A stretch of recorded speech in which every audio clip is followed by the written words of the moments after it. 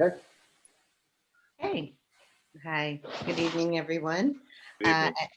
Good evening, and welcome to the February 22nd meeting of the Hyde Park Town Board. It's a virtual meeting consistent with the governor's orders. So it's a good thing that we are able to hold them virtually because we probably would have had to cancel tonight because of the snow.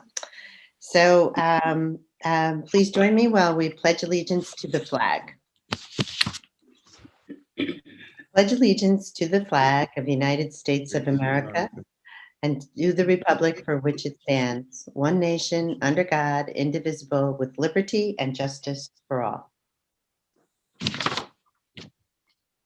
Okay, may I have a motion to accept the minutes of the February 8th meeting? I make a motion. I'll second. And all in favor? Aye. Aye. Aye. Any opposed? Okay, so we have a couple of public hearings on the agenda tonight, two, in fact.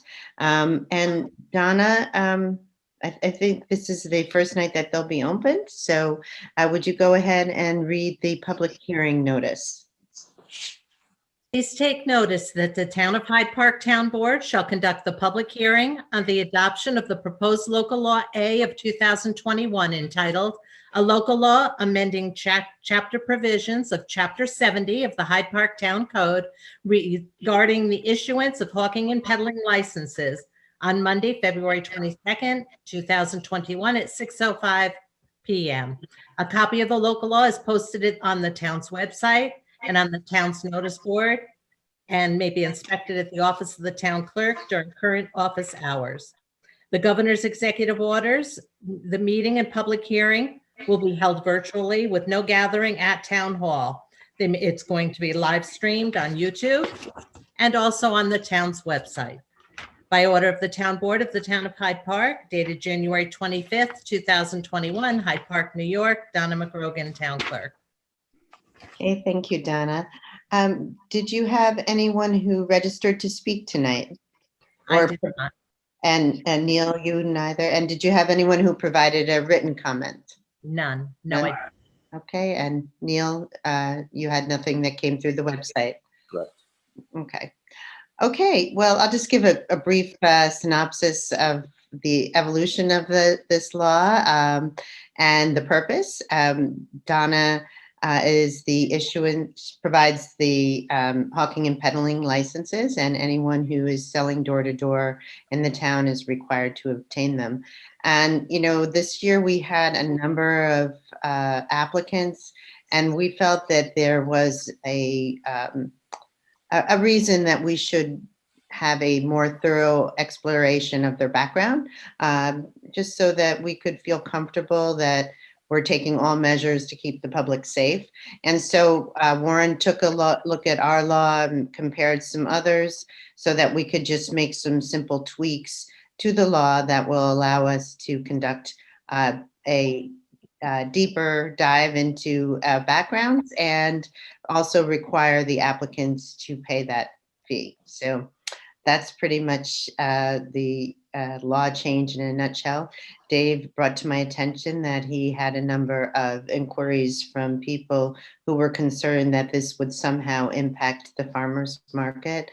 And I can assure you it won't. It's intended to keep the public safe and for us to know who is knocking on people's doors. And in fact, this week we did have an inquiry or a report of someone who was knocking on doors that didn't have the license, and our dutiful town clerk followed up. They didn't call her back, and so did our police chief. So I think that this will be an improvement and just a minor tweak. So Warren, do you have anything you wanted to add to that? No, but we also added some language to our law, which provides discretion to the town board to refuse or revoke a license for any person who's determined to be undesirable and incapable of conducting the trade or business, which we didn't have in the local law. So we have a little bit more discretion in dealing with supervising and these types of activities. So Good. I think Well, it's a good addition. I think it is a good addition, and I know Donna has asked for for us to look at this for some time, so good. Okay, so then may I have a motion to close the public hearing? I make that motion. Second. And all in favor? Aye. Aye. Okay. And we have a second public hearing regarding the revisions to the collection of fees for fire inspections. And so, Donna, can you please read the public hearing notice for that local law as well? Please take notice that the Town of Hyde Park Town Board shall conduct a public hearing on the adoption of proposed local law B of 2021 entitled A Local Law Amending Chapter 40, Section 40-11D of the Town Code with regard to the imposition and collection of fees for fire safety and property maintenance inspections on Monday, February 22nd, 2021 at 6:10 p.m. A copy of the local law is posted on the website and the town's notice board and can be further inspected at the office of the town clerk during current office hours. For the governor's executive orders, the meeting and public hearing will be held virtually with no gathering at town hall and live streamed on the YouTube channel and also on our website, hydeparkny.us. By order of the Town Board of the Town of Hyde Park, dated January 25th, 2021, Hyde Park, New York, Donna McGrogan, Town Clerk. Okay, great. Thank you, Donna. And again, if you don't mind my asking the same questions, did you have anyone who signed up for the public hearing or provided input? I did not. And you either, Neil? Okay. Okay, so Warren, do you want to speak to this law at all, or do you want me to just give a little? Yeah, this is a minor change to the local law that enables we've had some feedback from our building and fire inspection people indicating that they were having some trouble getting these fees paid and billed. So this clears up the billing process and also allows the town to charge back to the property the bills for if they're not paid in a timely manner and put it on their tax bills. Neil had just questioned whether we have to keep these resolutions open. Did we indicate in the public hearing notice that we were going to keep the public hearing open because these are fairly non-controversial? Well, that's a good question. In the actual notice that was published. Did we include I just brought it up in our chat just because. Yeah, we've done that before, but I don't remember that. Donna is this, did we indicate that we were going to keep the public hearing open for? We did not in the published notice. Then I don't think there's any reason to keep the public hearing open on these two when we could close it and vote on it tonight. Oh, okay. Thanks, Neil, for pointing that out. Yeah, that makes sense. I mean, we had no feedback whatsoever, and yeah, so it seems like more appropriate to go ahead and vote on this. Okay, so yeah, so Warren pretty much explained the revision to our local law regarding fire inspections. And again, this was a recommendation provided to us by our fire inspector. And it's a method used in a lot of other communities. In fact, that's what prompted it, is a look at the legal notices from LaGrange, seeing how they handled their fire inspections. And it's designed to, I mean, the New York state law requires fire inspections for public gathering spaces as well as multifamily properties with more than 3 units. And so that is the town's responsibility, and it's a good law, and it's onerous to enforce in some ways, but I think this will be a definite improvement. So, okay, any questions on this? No? Nope. Okay, all right, then may I have a motion to close the public hearing? I make a motion. No, second. And all in favor? Aye. Aye. Aye. Any opposed? Okay, well, that was quick. And we have one workshop tonight, and that's the Climate Smart Communities Task Force presentation on community solar. So let's go ahead and welcome Richard Maddox to Hey, the. Rich. Hi, Richard.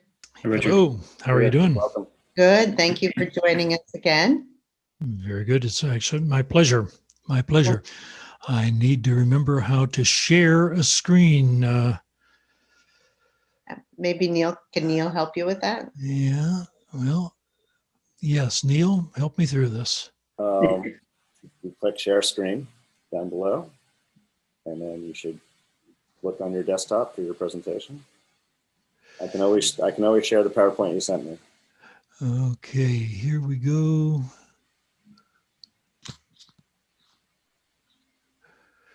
You got it. Yeah. Oh, I'll be All darned. right. I'll be darned. Let me put it here the way it's supposed to be, so as not to confuse you and confuse me. Just start slideshow. There, how's that? Perfect. Perfect. Good evening, Madam Supervisor and council members. The Climate Smart Communities Task Force was requested to review potential providers of community solar services for the municipal meters. Now, this conversation is exclusively associated with the 12 meters that are on the various buildings and light poles here in the town, only the municipal meters. And why are we doing this? Why are we looking at the solar? For two reasons. One is to save money, which we will, and the other is to reduce carbon footprint, which we will as well. Now, a lot of folks like to kind of tell a shaggy dog story, kind of lead into a long drawn out process of finally getting to the point, and that is, why are we here? Well, I'm just going to cut to the chase. I'm going to give you the answer right at the beginning.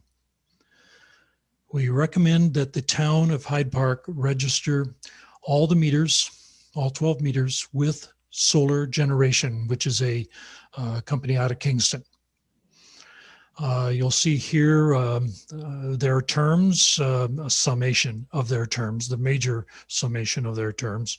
But there's a few points here that distinguishes them from all the others.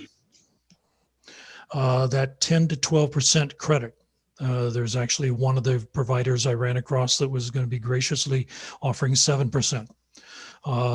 There's no penalties, no escalators, no cancellation fees. There was another provider that was going to be willing to take my $600 if I ever wanted to cancel. This company has none of the escalators, no cancel. You can cancel anytime at no risk, no deposits, etc. Another very important point here down the right-hand column, all 12 town meters. And we'll discuss it here a little bit later, but there's varying levels of power consumption on the various meters, and some of the providers would have nothing of that. They would just, I'm only going to take 5 or 6 of your meters, and the rest of them we're not interested in. So this company will help us save money, and it will reduce our footprint. So we could stop right here and say, good, you folks have an agenda. We'll just move on to the agenda items and let's just do this. But then there's some of us who might be a little more curious about what's going on here. What does community solar really mean? And why is community solar even being considered? Now, as you know, the state is interested in injecting more electrons into the grid and further reducing its fossil fuel oriented electrons being injected into the grid. And certainly solar is a potential for contributing electrons to the grid, but and the state wants to encourage that. But solar isn't right for everybody. Many of us don't have roofs to put them on. Others of us can't take advantage of the tax benefits associated with solar. So community solar was created to take care of the people who can't otherwise take advantage of solar. In very much summation here, so it's solar to having all the solar benefits without installing any panels. Now, I want to hasten to add here, community solar is an opt-in. You have to actively get into it. There's a 10% savings. There's no roofs or properties installed for installation requirements. And you go down through the list here and see the various things that are associated with community solar benefits. The NYSERDA has a very nice little graphic. Neil, can you pull that? Can you possibly pull up that NYSERDA video that I sent you? Yes, hold on. I'm going to have to stop your screen.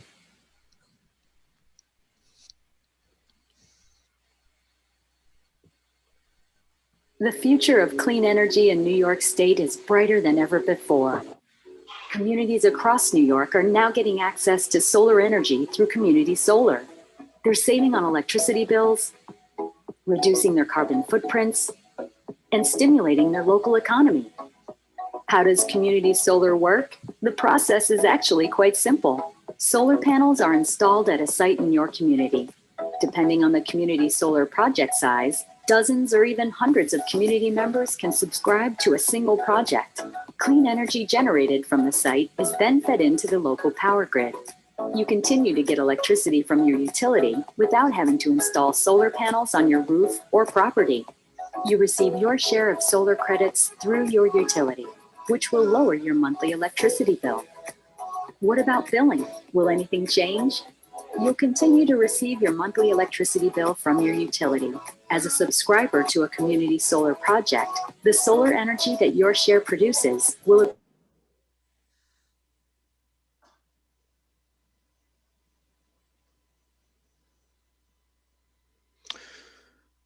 And we will just have to sort of imagine what's going on here, but you can read it.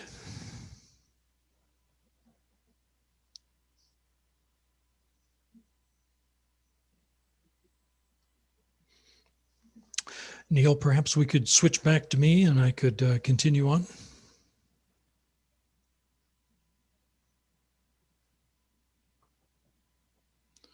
I'm just in awe of your mastery of this, Neil. We all are. I'm jealous.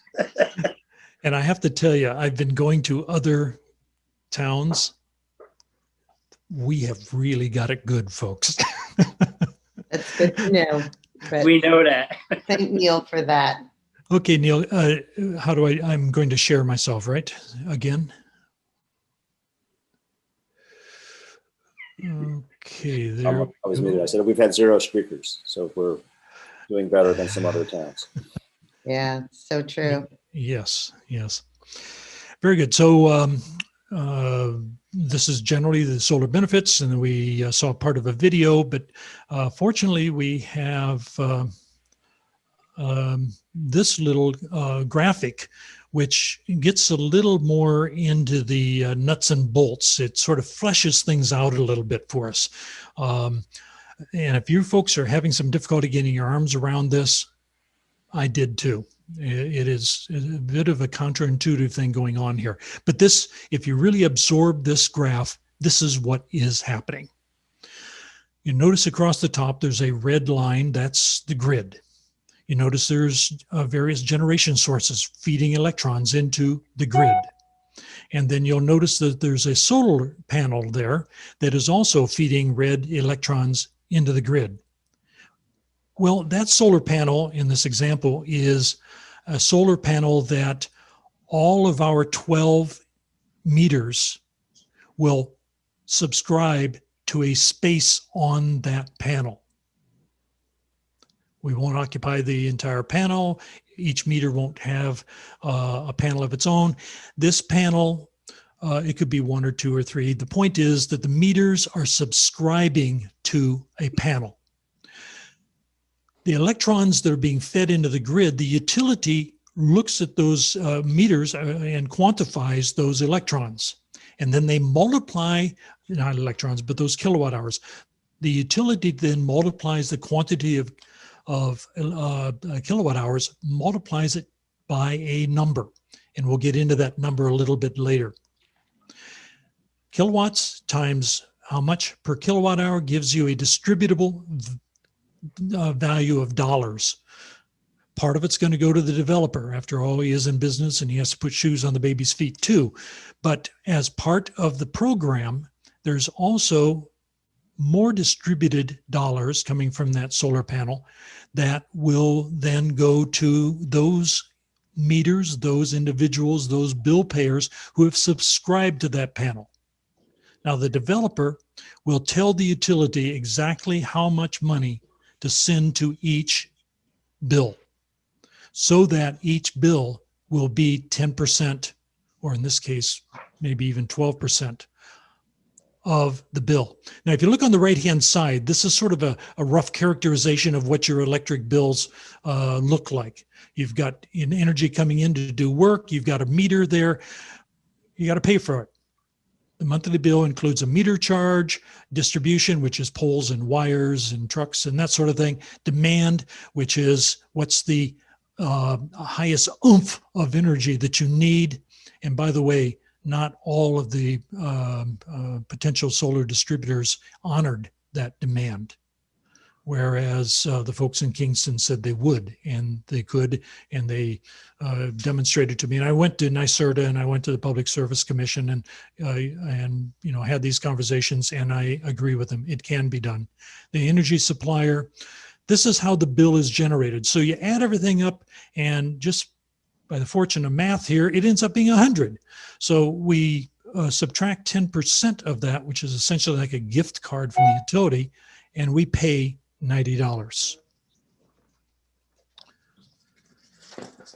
Now, one of the questions that you and everybody will have is that dollars per kilowatt hour, that sounds pretty arbitrary and pretty, you know, how about that? Well, it turns out that there's a ruling from the Public Service Commission that states precisely the protocol by which the utility is to assign a dollar value.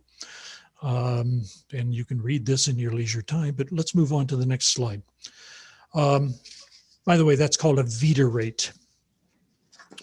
There are 7 utilities listed on the NYSERDA site as supplying community solar services in the Central Hudson area.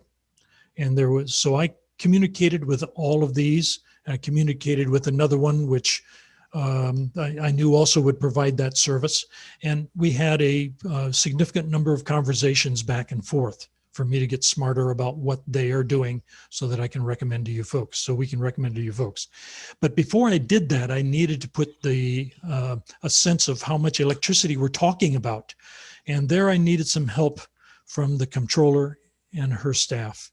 And hats off to them. They lickety-split, they got the information to me, and in 2 cases, they actually anticipated something that I hadn't even thought about. Well, put all those electric meters together, and these are electric bills together. These are 4 of the 12 electric bills for the month of January for the town of Hyde Park. And we can read through these all one by one if you would like, or we can save. And this is the consolidation of all the bills for the month of January. You see down at the bottom, that's the delivery, that's the costs associated with each one of those invoices. At the top is the, first of all, you can see where each one of those meters are located, but you also see what the consumption is per month, ups and downs, and they're not uniform. That information then was provided to the solar providers for them to make comments and have opinions. In the course of the conversation, there were essentially 4 general categories of conversation. What are the terms that they're going to offer? Tell me about the solar provider themselves, you know, how many years in business, what kind of employees they have, what's their labor force. I want to make sure that the people are a large contingent here in Hudson Valley in order to enhance, you know, labor here. Facilities themselves, where are they located? What did you cut down, or what field did you interrupt food production in order to put in the panels? All these types of conversations. And then, of course, approach who does what. Now, these are the general categories. These are the questions that I ran in, that I had at length with each one of these individuals. And they provided me answers to this stuff. And then what we did was we ordered it all up and started establishing an order. And that's in the end, that's how we arrived at solar generation. So the recommendation to the board is that they electronically submit an application to solar generation for all an electronic application for all 12 of the town's meters. Again, in summary, why? Number one, it's going to be cheaper. There's a 10% reduction. Number two, it's solar. There's a reduction in carbon footprint. Number three, in the case of solar generation, there's no fees, there's no charges, there's no penalties. And when I was talking with one of my colleagues about this, they said, this is a no-brainer. Why doesn't everybody do this? This is free money. And I said, yeah, it is. It is free money. And more people need to be signing up for this. Well, as it turns out, solar generation, contrary to their competitors, every meter that signs up as a result of the town's involvement in this program, every meter, solar generation will give the town $125 to be put into a fund to spend however we want to. Of course, I would vote for environmental related projects, but that's me. So that's the end of the story, solar generation. Now, if something goes awry with solar generation and for some reason it just doesn't continue on forward, we have waiting in the wings NextAmp, a very close second in this list. And they'd be more than willing to have the conversation with us. So thank you very much. It's an honor to have been asked to do this. We're pleased to be of assistance to you. And are there any questions? Yes. Sorry, can I go ahead? Amy? Yeah, of course, Neil. So can anybody in town, as long as they don't have solar panels already, sign up with the same company? Yes, in actuality, there's probably even some things, the people who currently have panels on their buildings there's some sort of a way that they can be hooked up as well. I don't know exactly all the details on that particular aspect, but anything that is non-industrial, churches, schools, municipal buildings, private individuals, hotels, people, renters, and this is particularly good for people who are renters. So anybody can sign up as long as it's not a full-blown industry. Wow. Richard, thank you. And the 10% is guaranteed. Really impressive, your hard work. I love how you created the matrix and asked all the questions and were able to gather information to make the decision. Thank you. Really, very nice. Well, I Seems like a appreciate no-brainer. Thank you very much. Well, I await your instructions. I'd be willing to get started, well, after dinner anyway. And but Well, we'd be willing to help out. It's just a matter of your telling us to move forward.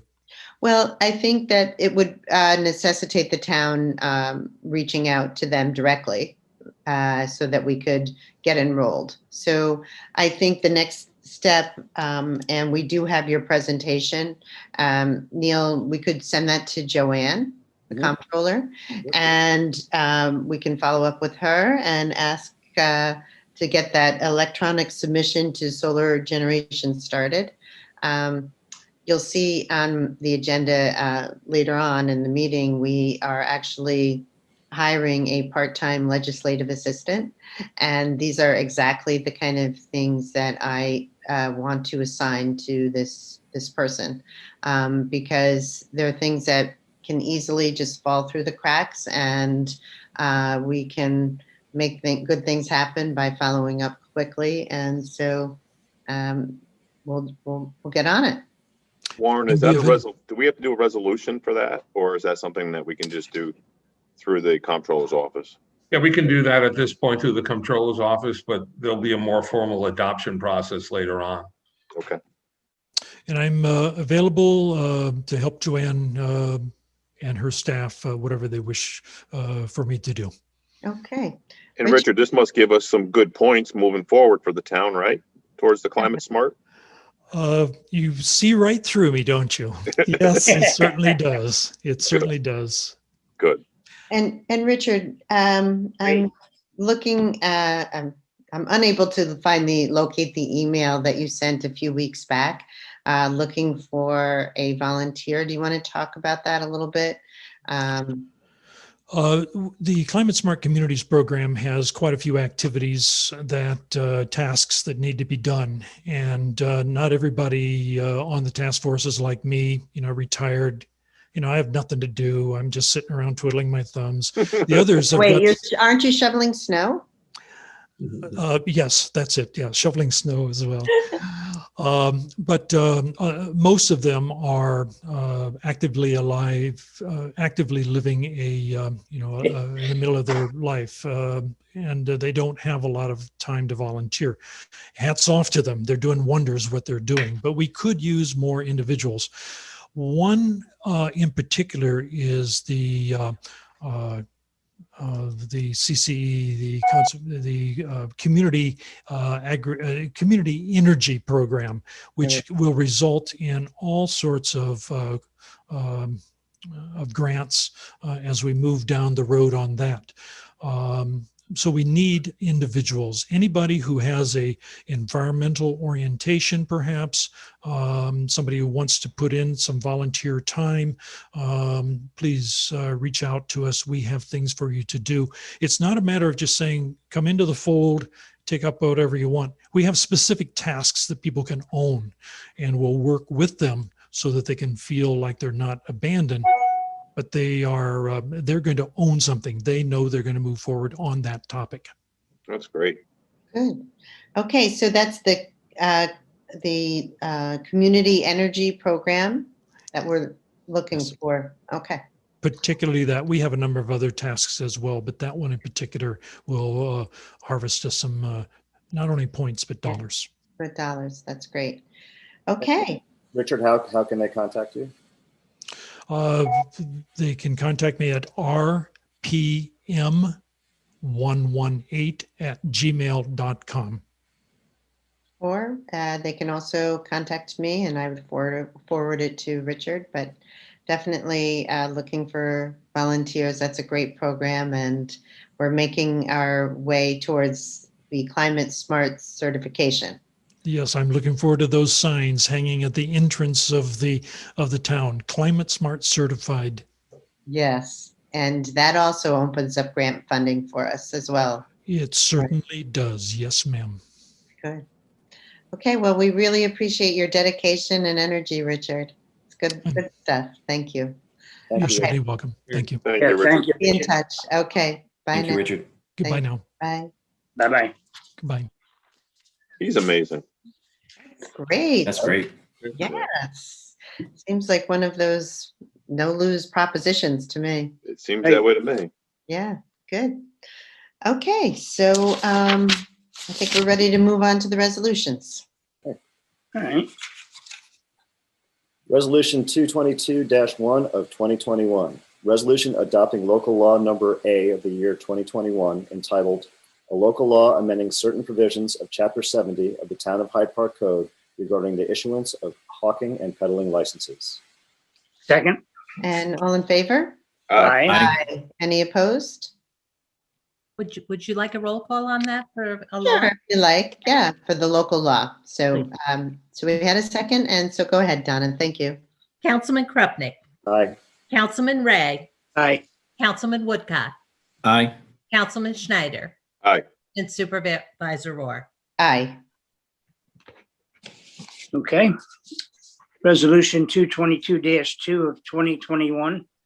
Resolution adopting local law B of the year 2021 entitled A Local Law Amending Chapter 40, Section 40-11D of the Town Code with regard to imposition and collection of fees for fire safety and property maintenance inspections. Second. And Donna, could you call the board?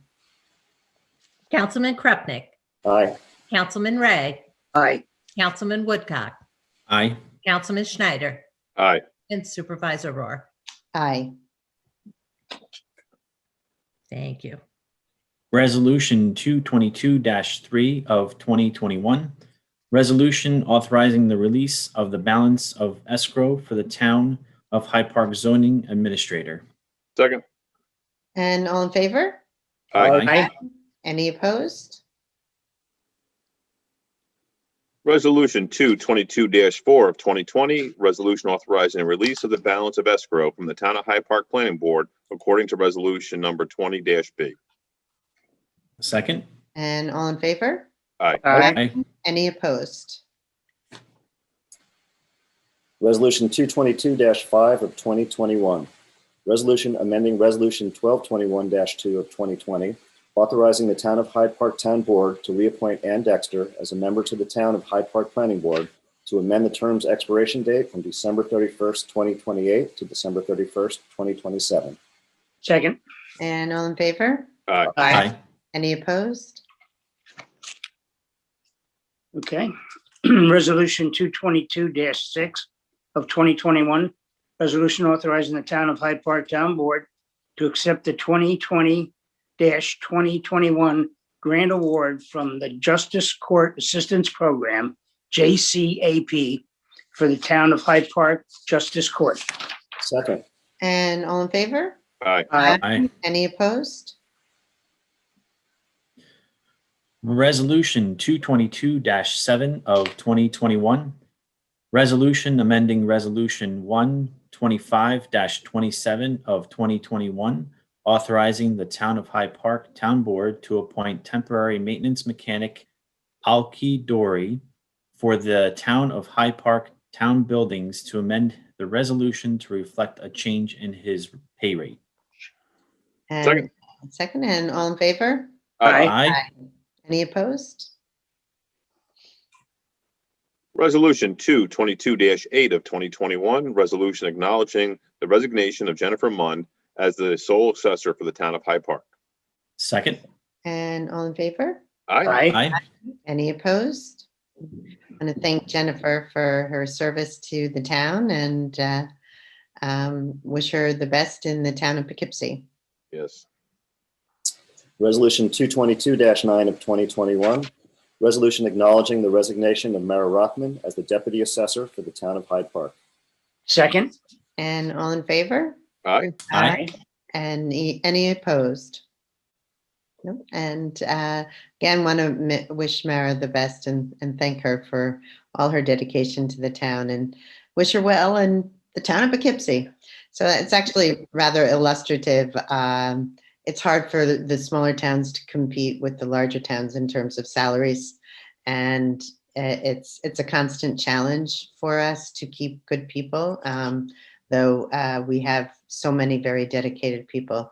But, people at the end of the day, they have to look out for themselves and their families. And so they move on when they have opportunities. So we will definitely miss them both. Absolutely. Mhm. But Yeah. we have the opportunity to welcome someone new. There we go. Yes. All right. Resolution 222-10 of 2021, resolution authorizing the Town of Hyde Park Town Board to appoint Cheryl Zulia as the sole assessor for the Town of Hyde Park. And second, and all in favor? Aye. Aye. Any opposed? Kazluga? I'm sorry? Is it pronounced Kazluga? Kazluga, yes. Yeah, I was close. Opposed, Dave. Any opposed? But we're looking forward to Cheryl working. It's going to be good. She's actually the assessor in Red Hook, and we'll be sharing her with Red Hook.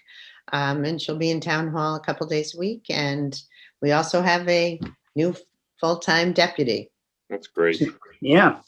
So, Resolution 222-11 of 2021, resolution authorizing the Town of Hyde Park Town Board to appoint Maureen Gilmartin as the Deputy Assessor for the Town of Hyde Park Assessors Department. Second. and all in favor? Aye. Aye. Any opposed? Welcome, Maureen and Cheryl. Resolution 222-12 of 2021, resolution. Can yes. I just interrupt for a second? Yeah. Actually, this resolution should say to create the part-time position. So can I have a motion to amend the resolution to reflect that change? I make a motion. And I'll second it. And all in favor? Aye. Aye. Okay. All Sorry, right, Ken. resolution, that's okay. Resolution 222-12 of 2021, that was just amended. Resolution authorizing the Town of Hyde Park Town Board to create the position of part-time of legislative aid in the Town Supervisor's Office and appoint Laura Nordstrom to said position. Second. And all in favor? Aye. Aye. And we're so pleased to be able to welcome Laura. I think it's really obvious how much the town can do to embark on special projects when we have grant funding. So that is something that I'm really looking forward to working with Laura on. She has a lot of experience in that regard. And it won't just be to obtain grants, but there's also the tracking and the guiding and the pushing forward, which we know can be very consuming and takes constant tracking. The other purpose is that Sandy Bruno, our personnel person, our human resource person, is going to be retiring, sadly, at the end of March. We won't let her. I've tried. Believe me, we're going to try to chain her to the desk, but somehow I think she's going. So, it's going to leave a few holes in our current. We'll miss her tremendously, and she's not replaceable. But there's also this aspect of creating some holes in our existing personnel structure, and that is partially a result of how civil service qualifies the positions. So again, in order to fill one of those holes, we're going to be using our new legislative aid to do some of the roundup that's required, like that cat herding for many of our personnel issues. I'm about to say it that way. And believe me, it's a very time-consuming task. So those are two items. And then the third is really like the special projects that Richard just brought to the attention of the board. And so there's going to be plenty of work. She's very experienced, so we're looking forward to the hard part. The very hard part was finding a place for her to sit.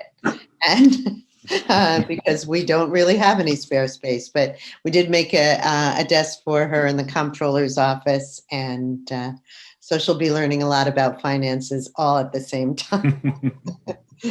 So, okay. Was that the last resolution? I believe it was. Yep. Yes. Good. Yeah. Oh, okay. Well, a quick meeting, though it's not one of the Schneider speed meetings, but. Oh, come on. Elaine, did you want to go over the Duchess? Oh, County? yes. Thanks, Neil.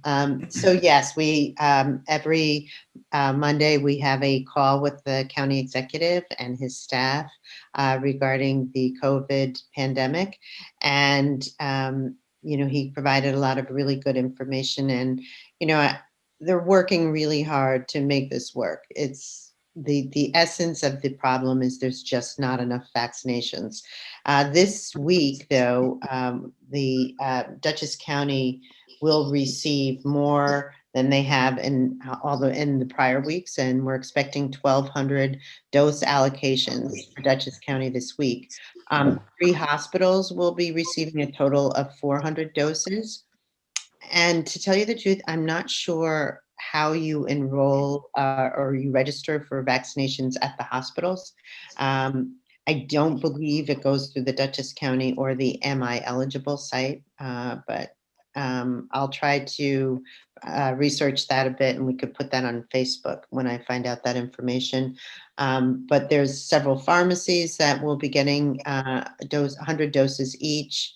And the 6 locations for the federal clinics.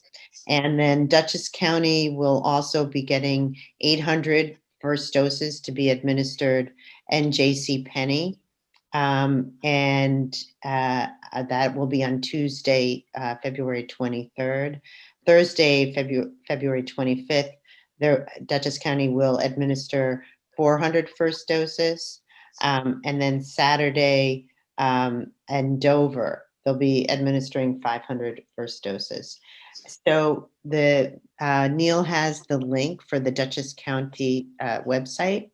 And just so everyone is clear.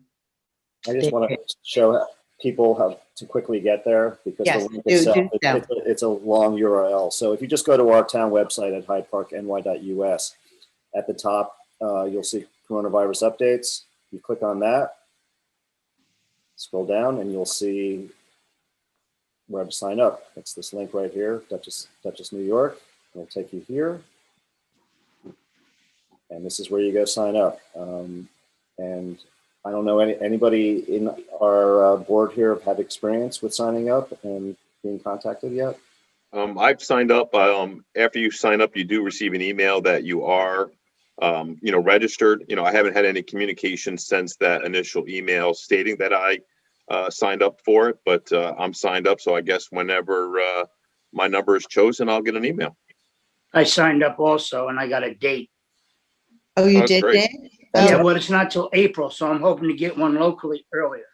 Oh, okay. But I got an email like Kenny did, and I had to fill a form out stating my age and if I had any conditions, a very short form. And they send you an email back with a number on it, and you bring that to the vaccination center. But hopefully I can get it before April 10th. I hope so, Dave.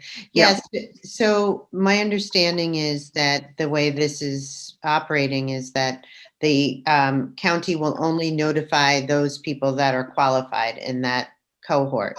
And that's why Dave was able to obtain, did hear from the county. And so they won't contact you until you're actually qualified by the nature of your age or some other condition. And instead of allowing you, the prior rendition, you had to be cleared, then you could go to the website and sign up. But the way they're doing it now, the way it operates now is for the county is randomly choosing people through a, random process, and then they get assigned a date. So I think you were pretty lucky, Dave, that you even actually got assigned a date. Absolutely. Yeah. Age has its privilege. But even some in your age group are still not have not. I know. I know. Yeah, but Well, there in that age group. there are the pharmacies. They're operating through their own systems, which you can sign up at Walgreens or Rite Aid. CVS. It doesn't hurt to ask. Yep. And so another part of the update today is that summer camps will be able to open this summer. As many people know, we were unable to open last year. So, New York State is promising to give us guidance in the coming weeks. And I believe I mentioned last time that we're looking to do a reduced size camp, but we're definitely planning on holding camp. So beginning March 26th, indoor family entertainment is allowed at 25% capacity. And that's pretty much the update. But the good news is that we're finally receiving more vaccines and keeping our fingers crossed for the future that they continue to expand. Great. Yes. Okay. And I'm sure if Howie was on here, he would like to, or I'm sure, there a lot of residents and businesses have really stepped up during these snowstorms and have dropped off lunch and cookies and donuts and coffee. I mean, those guys have really been working hard this past month. So, I want to give a shout out to Howie and his crew over there. And I also want to thank the residents and the businesses for, also thinking of the department that's really, working hard to keep, our roads clean and safe for us. So thanks, Howie. Absolutely. Ditto, Kenny. Thank you. Thanks for saying so, Ken. Yeah, outstanding work for sure. So on our March 8th meeting, the chief will be giving a presentation on the Police Reform and Reinvention Initiative. That's the process that Neil and I have been engaged in. And then we will have a vote for adoption at the end of March. So something to look forward to. Okay, well, good to see I make a motion to close. All right. I second that. Motion to close. Okay. And all in favor? Aye. Aye. Okay. Good night, everyone. Thanks, Bye, everyone. No. Thank you. Thank you, guys. Take care. Seeing ya. Bye-bye.